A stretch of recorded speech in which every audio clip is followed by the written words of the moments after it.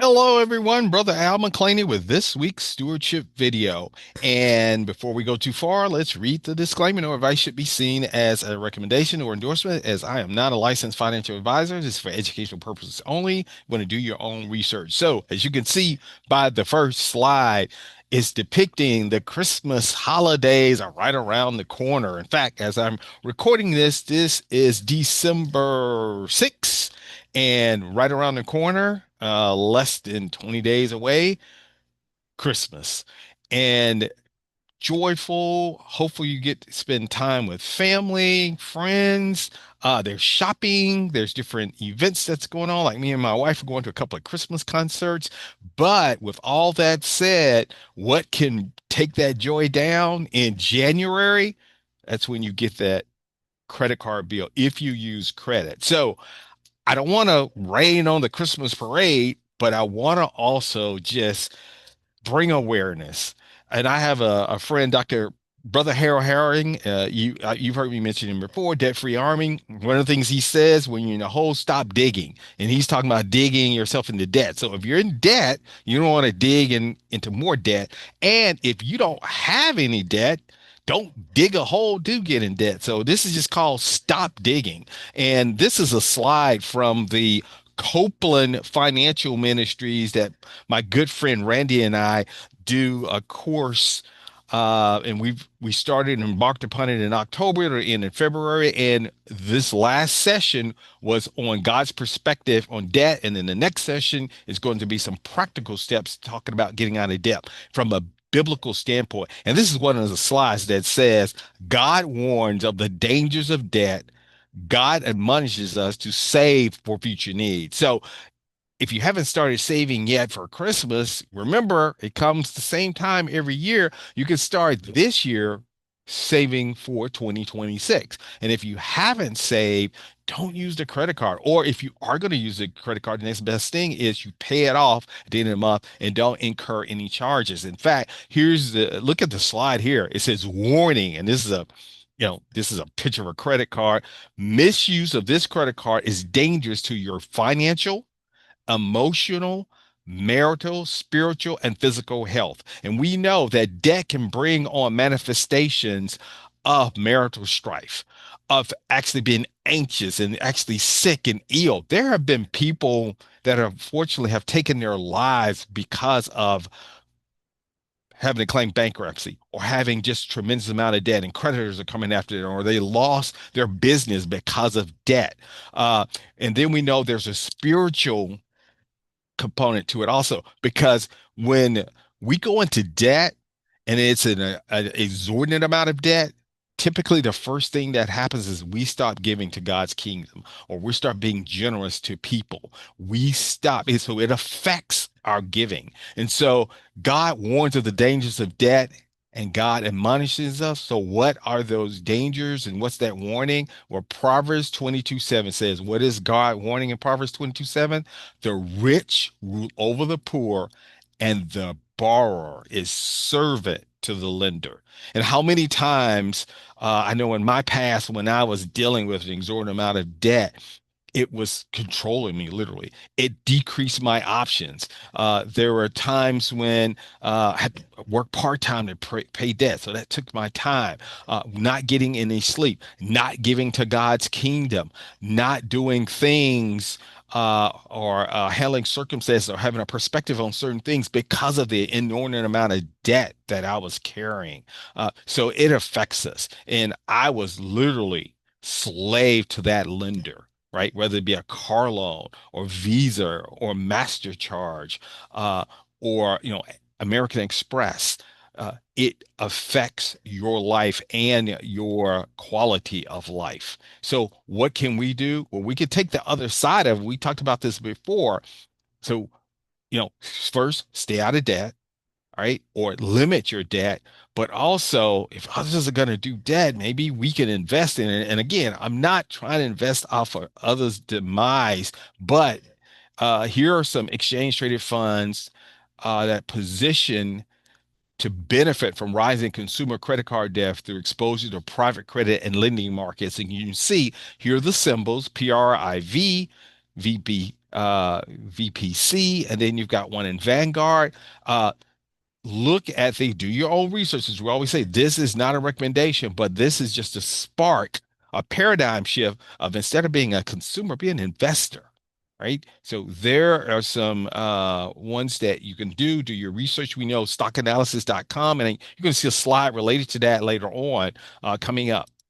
So here is this week's um, earnings, and it's the week of December 8th, which is my birthday's on December 8th.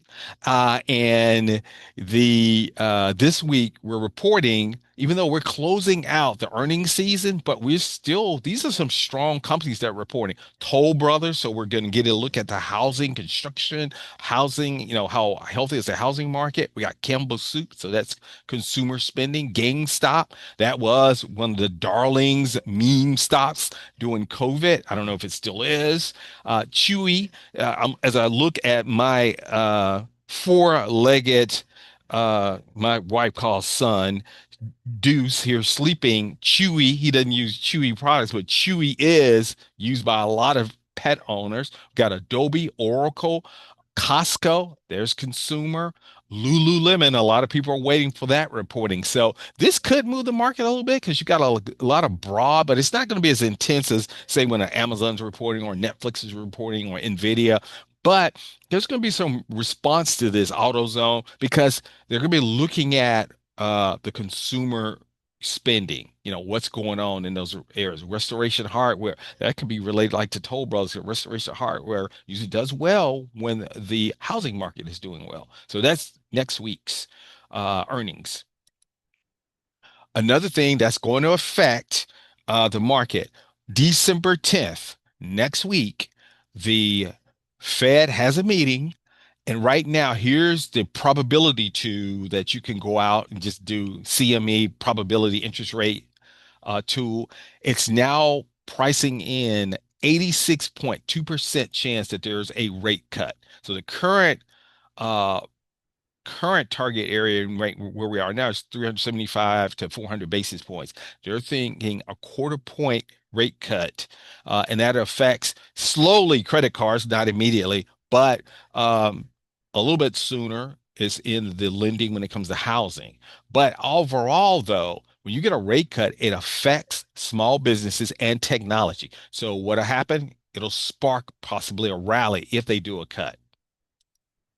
Here's something as we start to go into this is we're at December 6th as I'm doing this video, but we've got less than 30 days to 2026. Here's some key takeaways in a presentation that I was listening to about going into 2026. So maybe we look at positioning ourselves, saying global stock markets on pace for their third straight year of gains. That could be continued in 2026.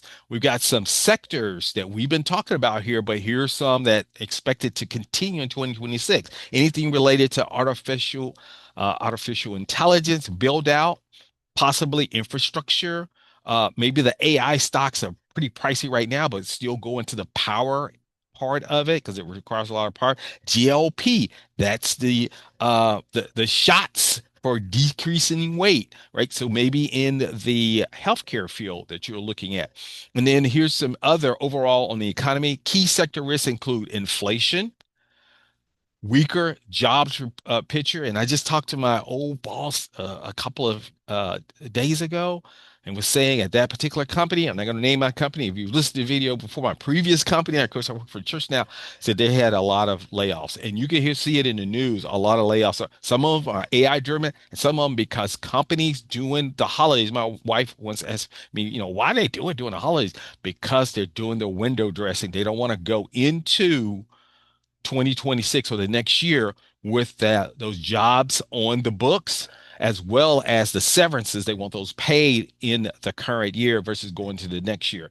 And then the falling consumer sentiment, meaning that people are saying can't afford things. And I know the administration is saying it's a hoax, but it's hard to say something's a hoax when you can do a fact check real time yourself at the grocery store or at Target or at Walmart or wherever you shop for your consumer goods, and you can see things are pricier, right? not a political statement, but just the reality of the American consumer can fact check themselves when they're in the grocery store or at the gas pump or you fill in the blank. Health insurance, right? So here's some ETFs that you could look at when it comes to the global stock market. There's one called VXUS, which is Vanguard Total International Stock ETF. Take a picture of this. Now use stockanalysis.com to go in, look at the top 10 holdings. So as we've said before, different ways you can invest. You can just do the exchange traded fund. You can do the actual individual holdings. Look at some companies that you may like to buy the full share of stock, or Fidelity or Charles Schwab stock slices. And here's a ETF that's related to the AI infrastructure power. And you can see here's some different companies that list the top 10. Again, this is stockanalysis.com. You put the symbol in for the exchange traded fund, and you can see the top 10 holdings. And you can actually expand it to more. So here's some, once again, not meant as a recommendation. Do your own research. So as we close out, things got a little bit better. I mean, because last couple of weeks, we've had the challenge of some pullback in QQQ, but we ended the week relatively solid, not super strong, but relatively solid, an upward pattern, and that could be a result of looking at that possible interest rate cut. That's QQQ. Here's SPY, and a little bit flatter than QQQ, not as a prominent increase, but still solid. So that's this week's stewardship video. And as I said, don't want to raid on the Christmas parade, as literally Christmas parades and holiday parades are about to start. Uh, but want to just caution, raise awareness. If you can, don't do any new debt. And if you have to do it on a credit card, pay it off before the end of the month, or limit the amount that you are putting on a get. But ideally, start saving today. If you didn't save for this Christmas, save it and start it for next year. The old Christmas club, right? That would be a great concept to start right now. So with that, that's this week's stewardship video. We'll see you next week. As we always say, remember, Jesus is Lord. Therefore, he's the owner, but we play the important role of his faithful steward following his principles. So have a good week, and we'll see you next week with the next stewardship video.